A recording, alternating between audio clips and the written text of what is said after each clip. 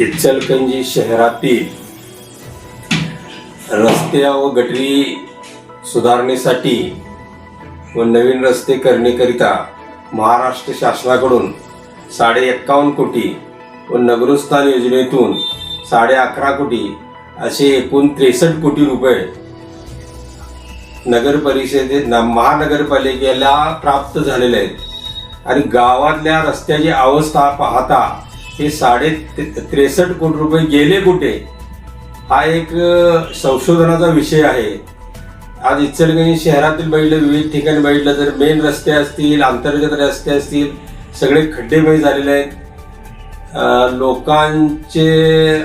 लोकांना त्यावर रहदारी करणे अडचणीचे होऊन झालेलं आहे।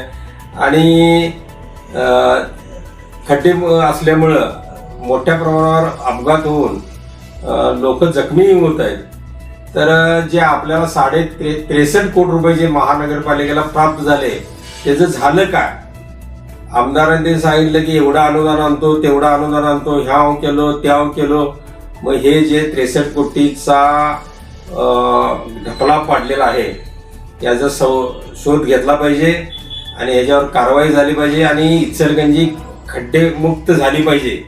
तसेच इचलकरंजी शहराला एक दिवसाआड पाणी नदीच्या पंचगंगा व वारणेतून देतो असे आश्वासन आमदारांनी दिले होते, परंतु आज बघितलं तर 8-8 दिवस 10-10 दिवस पाणी मिळत नाही।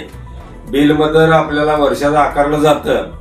तर शुद्ध व मुबलक पाणी मिळण्यासाठी प्रशासनाने इचलकरंजी महानगरपालिका आयुक्त यांनी जातीने लक्ष घालून नागरिकांना शुद्ध व मुबलक पाणी पुरवठा व्हावा या उद्देशानं ज्या काही योजना काढल्या आहेत त्या ताबडतोब काही रिपेरी असतील किंवा काही बदल करायचे असतील ते करून जनतेचा अधिकारनामा जाणीव हक्काची या न्यूज चॅनल मध्ये आपले स्वागत आहे। जाहिराती व बातमीसाठी आजच न्यूज चॅनलशी संपर्क साधा 80 87 820 897।